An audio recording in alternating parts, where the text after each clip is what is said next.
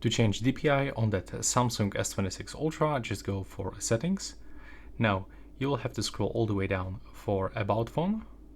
Then you have to go for software information and enable the developer options.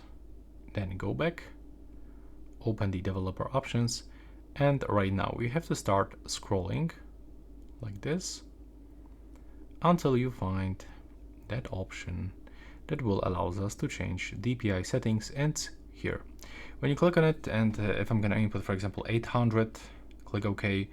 As you can see, now we get this tablet view actually on our phone, because the maximum is 799, but we can also try to get like 1000, and oh, that's actually quite impressive that we can do something like this. And yeah, that's actually how you can do that. Now I'm just wondering where it's located.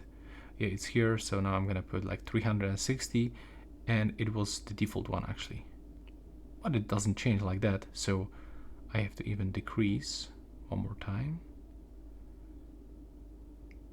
or maybe 400 was, or 200. Yeah, now much better. It was probably, yeah, that was that option. So my white was 320, and that's basically how it looks. Thank you so much for watching.